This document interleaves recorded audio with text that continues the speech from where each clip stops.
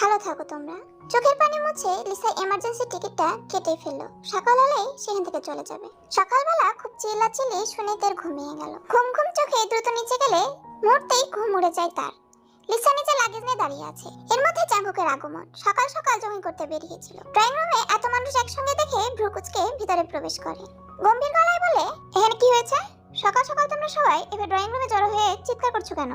Jungkook, দেখ Lisa চলে যাচ্ছে। কালই এত বছর পর মেয়েটা আসলো, আজই চলে যাচ্ছে। বোনের জামাইও জানে না মেয়েটার হয়েছে কি। ও কারোর সাথেই তেমন একটা কথা বলছে না। জাঙ্কুক গম্ভীর ভাব নিয়ে লিসার দিকে এগিয়ে বলে, লিসা সকাল সকাল কি শুরু করলে? দেখো আত্মীয় স্বজন সবাই দাঁড়িয়ে আছে, সবাই হাসছে, কানাকানি করছে। তোমার চেহারাটা এমন বিধ্বস্ত হয়েছে কেন? সারা রাত কান্না করেছো? এমনই মনে হচ্ছে। কি হয়েছে আমাকে বলো। কেউ কিছু বলেছে? আমি দায়িত্ব নিচ্ছি, উপযুক্ত শাস্তি আমি দিব। লিসা একটা তাচ্ছিল্য হাসি দিয়ে বলল, মিস্টার জিয়ান জাঙ্কুক, শাস্তি দেওয়ার দরকার নেই। ভালোবাসার মানুষকে শাস্তি দেওয়া যায় না। বাই দ্য ওয়ে, ভালো থাকবেন। এই জীবনে আজ যাদের পিছে রেখে যাচ্ছি তাদের সাথে জীবনে দ্বিতীয়বার সাক্ষাৎ হবে না, যোগাযোগ হবে না। আম্মু আব্বু প্রোগ্রাম বিয়ে শেষ করেই ব্যাক করবা। কংগ্রেস জিয়ান জাঙ্কুক। ভালোবাসার মানুষকে ধরে রাখার চেষ্টা করবেন, কারণ রুহের হাই নিঃশ্বাস না লেগে যায়। বলে লিসা গড়গড় করে বাইরে চলে গেল। কেউ আটকাতে পারলো না। জাঙ্কুক লিসার কথাটার অর্থ বুঝলো না, কেন তাকে এগুলো বললো।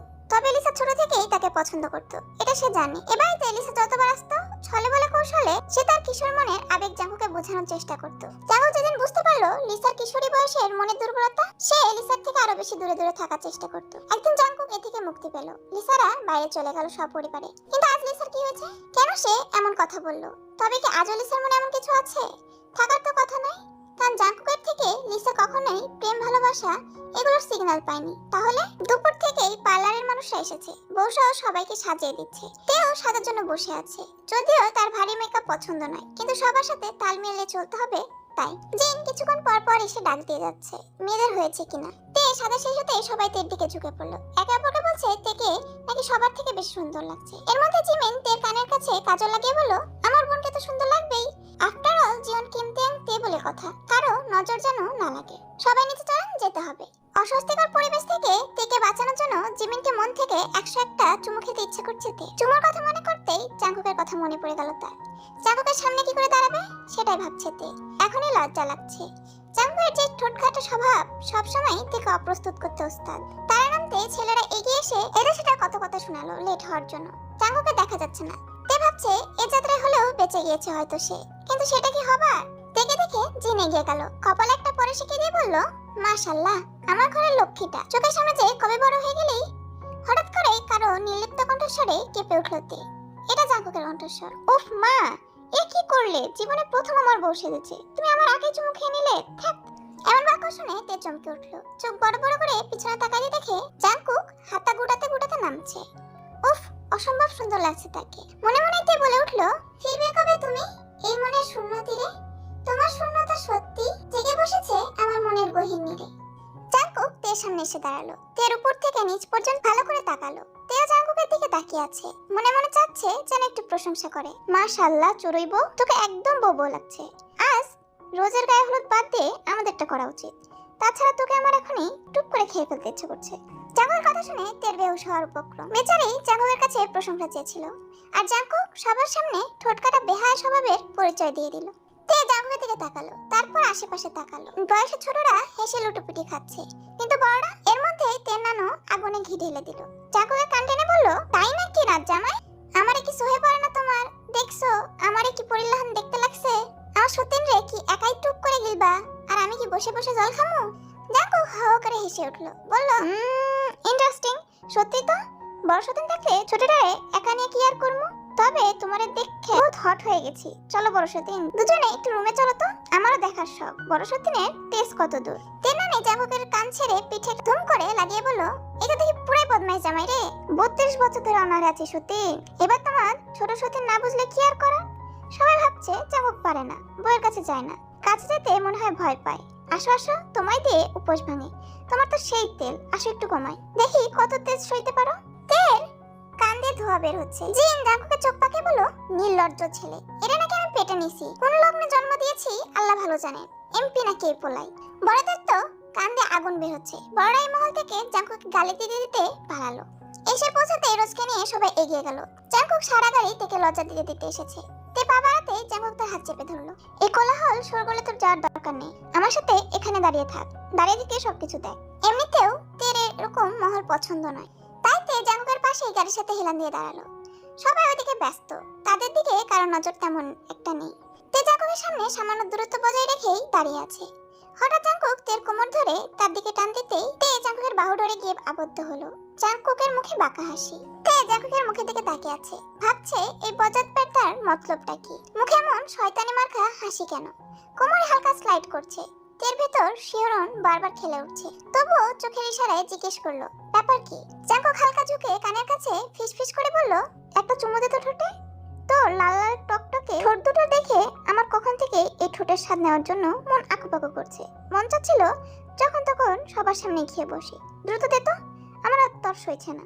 তে জাঙ্কুকের দিকে বড় বড় চোখ করে তাকালো।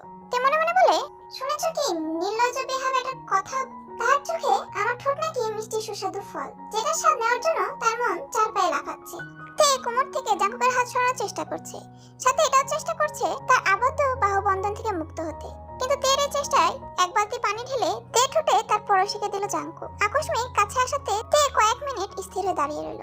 হঠাৎ কারো কণ্ঠস্বর পেয়ে দুজনে দুদিকে ছিটকে পড়লো। এ পালতে একজন বৃদ্ধ পুরুষ যাচ্ছিল। তিনি বলে উঠলো, ছি ছি ছি, আজকাল মাইয়া ছামড়াগুলোর লজ্জা শরম নাই, লজ্জা শরমের বালাই খেয়ে বসে আছে, খোলাখুলি এখানেই শুরু করে দিছে। তখন কে রুম নাই, এখন দূরে সরসর কেন, আমি মানুষ দেখে আনতেছি। তে জাঙ্কুকের দিকে তাকালো। জাঙ্কুক দু চোখ ছোট ছোট করে বৃদ্ধার দিকে তাকিয়ে আছে। জাঙ্কুক যেন শুনতে পাই সেটুকু আওয়াজে তে বিড়বিড় করে বলল, এখন মজা লাগছে না কথা শুনতে? সেই স্বাদ নেন, এখন বলেন কথার স্বাদ এত মজা কেন? জাঙ্কুক বৃদ্ধার দিকে তাকিয়ে বলল, তুমি বুড়ো দাদু শেষমেশ কাবাবের হাড্ডি? এটা মোটেও ভালো নয়।